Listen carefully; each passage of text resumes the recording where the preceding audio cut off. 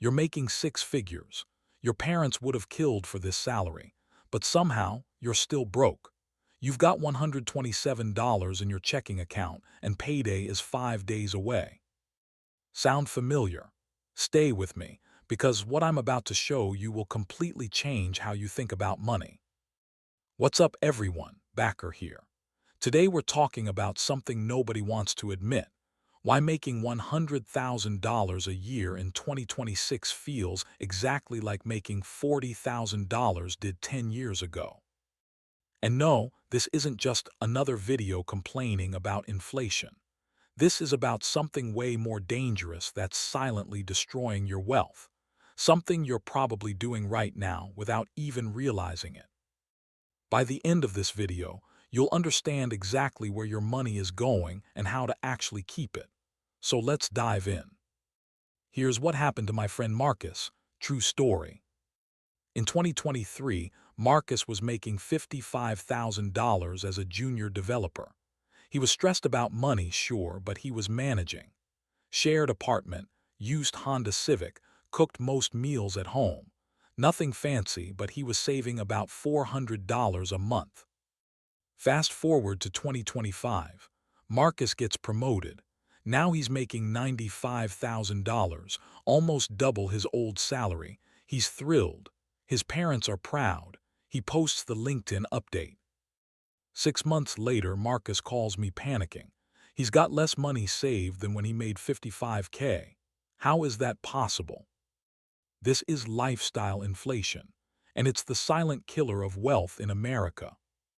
See, when Marcus got that raise, he didn't just get more money. He got permission. Permission to upgrade everything. First, it was the apartment.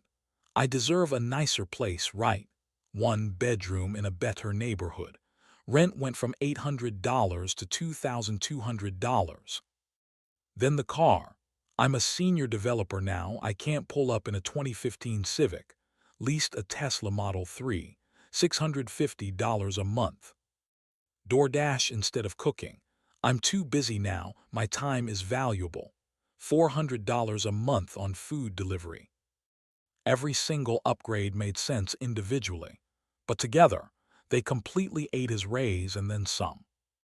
Let's break down what $100,000 actually means in 2026, because most people have no idea where their money actually goes.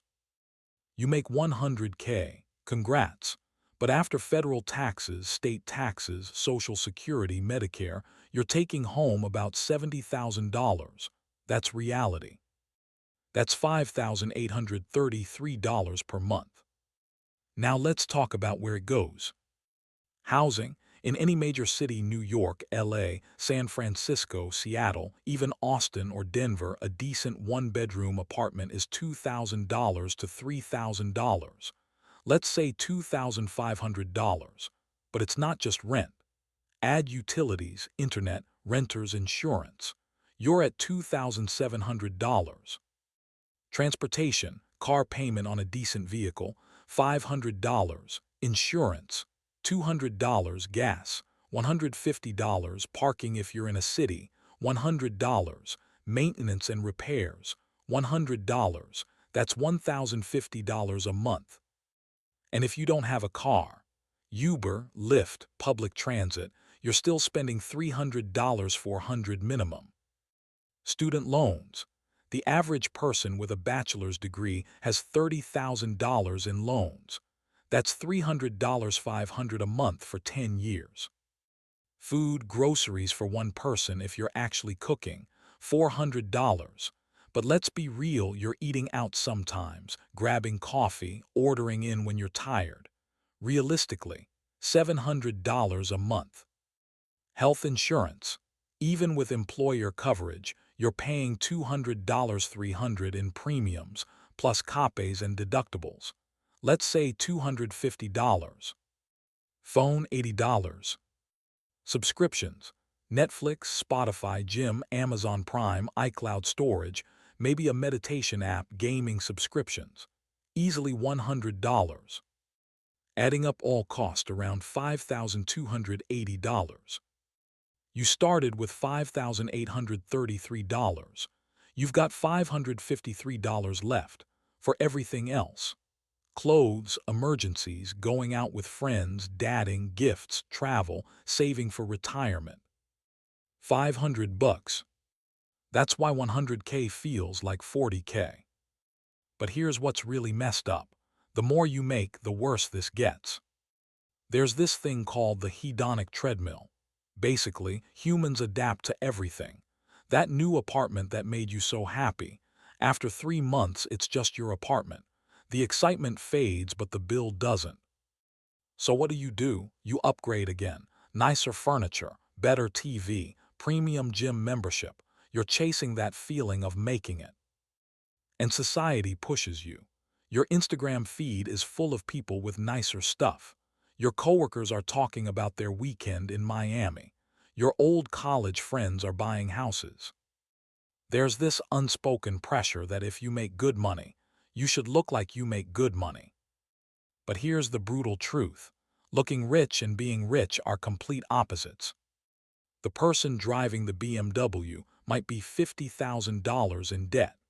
The person enthused Toyota might have $500,000 invested. You cannot tell someone's net worth by their lifestyle. In fact, the flashier the lifestyle, the broker they probably are. This gets worse when you start comparing yourself to people who make more. You make $100K, you start hanging out with people who make $150K. Suddenly, you're the broke friend. They're talking about their ski trip to Aspen, and you're trying to figure out how to afford it without your credit card. So you stretch yourself, you go on the trip, you buy the outfit, you split the expensive dinner because you don't want to be left out. This is how people making $200,000 a year end up broke, because they're trying to keep up with people making $500,000. There's always someone richer, always a nicer car, a bigger house, a more exotic vacation. If you play the comparison game, you will lose, every single time. The only person you should compare yourself to is who you were last year. Are you better off? Do you have more saved? Are you closer to your goals?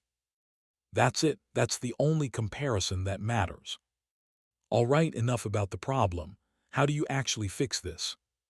Rule 1, the 50-50 rule. Every time you get a raise or promotion, split it. Half goes to improving your lifestyle. Half goes to your future. Get a $10,000 raise. Cool, upgrade your life by $5,000 a year. Put the other $5,000 toward debt, savings, or investments. You still get to enjoy the reward, but you're also building real wealth. Rule 2, automate everything. The day you get paid, money automatically goes to savings, investments, and debt payments. Whatever's left is what you can spend. You can't inflate your lifestyle with money you never see. Rule 3, the 48-hour rule. Any purchase over $100, wait 48 hours before buying it. Not 48 hours thinking about it. 48 hours doing literally anything else. If you still want it after 2 days and you can afford it, buy it. But most of the time, the urge passes. You realize you didn't actually want it, you just wanted the feeling of buying something. Rule 4, track 1 month. Just 1 month. Track every single dollar, every coffee, every Uber, every impulse Amazon purchase. You don't even have to change anything, just track it. Most people have no idea where their money goes. Once you see it, you can't unsee it, and that awareness alone will change your behavior. Rule 5, define your enough. This is the big one. What does enough look like for you? Not for your parents, not for Instagram, for you. What kind of place do you actually need to live in? What car gets you from A to B? What experiences actually make you happy? Because here's the secret. More money doesn't make you happy. Enough money makes you happy. After that, it's diminishing returns. Studies show that happiness increases with income up to about $75,000.95,000 a year. After that, the curve flattens. More money doesn't equal more happiness. So figure out your enough, then build everything around that. Here's what nobody tells you about money. The goal isn't to make more. The goal is to need less. The person who needs $5,000 a month to be happy is richer than the person who needs $20,000 a month to be happy, even if the second person makes way more money. Because freedom isn't having unlimited money. Freedom is knowing exactly how much you need, having that covered, and everything else being extra. When you break free from lifestyle inflation, you break free from the system that keeps people trapped. You can take the job you actually want instead of the one that pays more. You can start the business. You can work less. You can say no to things that don't serve you. That's real wealth, not the car, not the apartment, not the watch. The ability to control your time and your choices. So here's my challenge for you. For the next 30 days, before you buy anything that's not essential, ask yourself, is this purchase bringing me closer to my goals or further away? Just that one question, that's it. Track your spending for 1 month. Set up automatic transfers. Define what enough looks like for you. Do those 3 things, and I promise you, 6 months from now you'll look back and wonder why you ever lived any other way. If this helped you, hit that like button. Subscribe if you want more content about building real wealth, not fake flexing. Drop a comment and let me know, what's one thing you're going to stop spending money on? I'll see you in the next one. Peace.